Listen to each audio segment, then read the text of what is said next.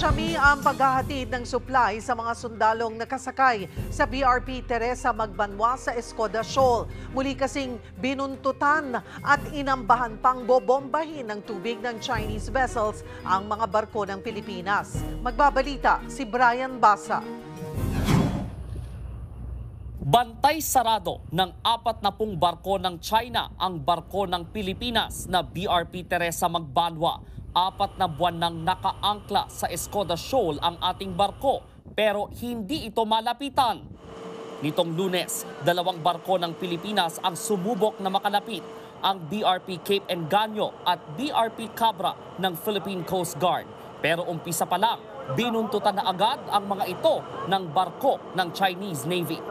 Kung mapapansin ninyo, kulay gray ang kulay ng barko, may bow number na 105 at halos doble ang laki nito kumpara sa BRP Cape Engaño. At hindi lang yan, may natatanaw pa tayo na isa pang barko ng Chinese Navy na nakasunod naman sa kaliwang likuran natin, may bow number ito na 626. May dala pa namang supply ng pagkain, inumin at iba pang gamit ang mga barko natin para sa mga sundalong Pilipinong nakaistasyon sa BRP Teresa Magbanwa. Pero pinaligiran ng 4 na China Coast Guard vessel ang BRP Cape Engaño. Minabuti nitong tumigil para kausapin sa radyo ang China. Sinabi ng ating Coast Guard na ang tanging pakay ay maghatid ng tulong sa mga tropa sa nakaangklang barko.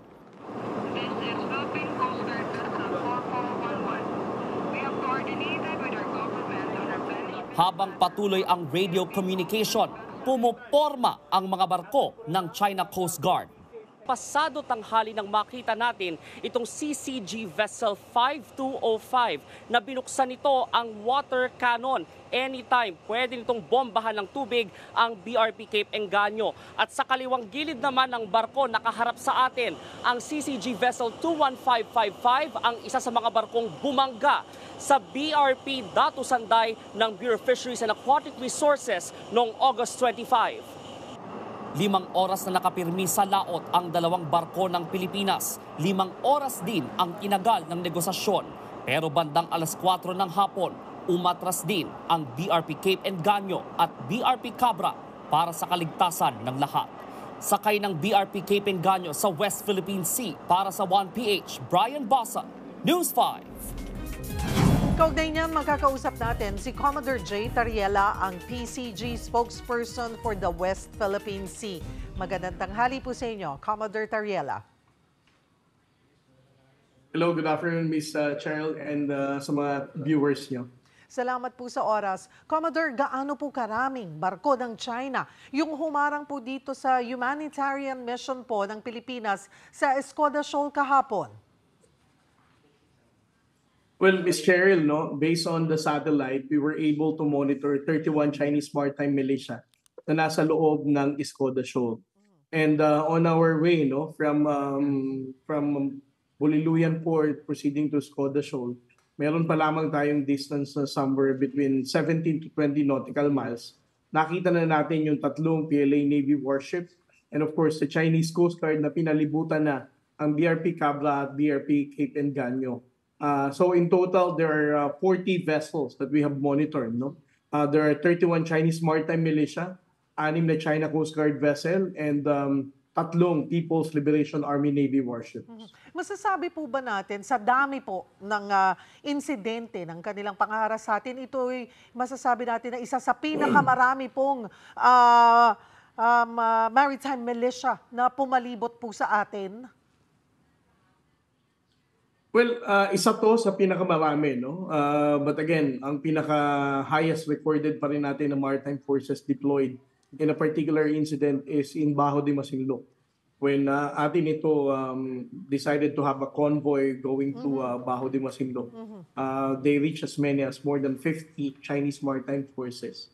And the same thing with every time we do ayungin resupply ng mga nakaraang buwan, no? Ng nakaraang taon. They also came with as many as more than 40 Chinese maritime forces. So masasabi natin, this is one of the biggest na instances na nagdala ng malaking contingent of maritime forces ang Chinese government. Commodore Toriela, umabot ng 5 oras yung negosasyon bago po napilitang umatras po ang mga barko ng Pilipinas kahapon. Hindi malabo na maulit ito. Ano po ang plano natin para ligtas na maabutan ng supply ang mga tropa po sa BRP Teresa Magbanwa? Well, una sa lahat, Ms. Cheryl, no, I think I would like to emphasize this. We never negotiated with the Chinese government. As far as the Philippine Coast Guard is concerned, what we're doing is low pool.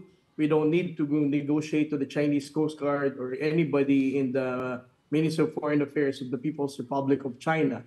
Ang dahilan kung bakit tayo natagalan, no, sa pagpasok sa Spodashol is because we were able to conduct risk assessment. No? Alam ng kasamahan natin sa mga media na sumama sa barko na to ng BRP Cabra, BRP Cape Engaño, how terrible the sea condition yesterday, and of course the number of vessels that we have already monitored, no, roaming around within the immediate vicinity ng dalawang barko, and the Chinese Maritime Militia sa loob ng Skoda Shoal. So with our risk assessment, it told us that moving forward is not something that is logical, and there's nothing for us to gain. That's why it took long for us to call off the mission.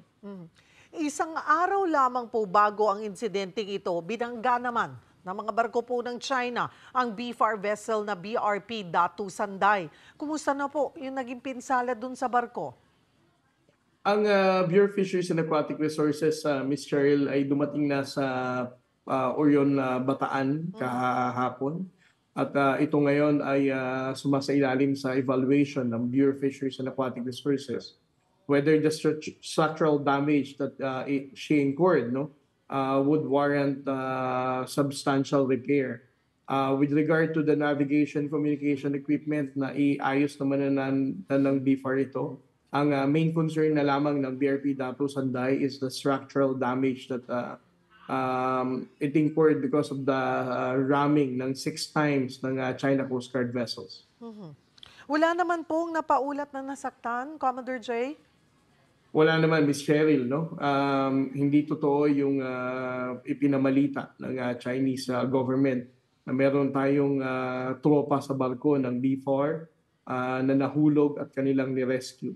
As a matter of fact, etong tweet na ito ng Chinese propaganda platform was already deleted, no? Ibig sabihin, they also realized na itong mga ganitong kasinungalingan in the cyberspace, it's very difficult for them to sustain such lag. Ano na po, Commodore J, ang aksyon muli ng ating pamahalaan kasunod po ng mga insidenteng ito? They're becoming more aggressive. Well, on the part of the Philippine Coast Guard, Ms. Cheryl, no, as what the Commandant has expressed his commitment to the President, no, we're going to still carry out our patriotic duty in maintaining our presence in the West Philippine Sea. And that we're not going to be provoked, and the bullying activities of the Chinese government will not trigger Coast Guard personnel to escalate the tension. We're still going to carry out our patrol professionally, and we're not going to be the reason to escalate the tension. However, if there are any changes on the part of our strategic planners, on the part of the National Task Force West Philippine Sea, ang ating pong Philippine Coast Guard ay makakaasa po kayo, tutugon po tayo sa pag-utos ng ating pong Pangulong Bongbong Marcos. Marami pong salamat sa inyong oras. PCG spokesperson for the West Philippine Sea, Commodore J. Tariela.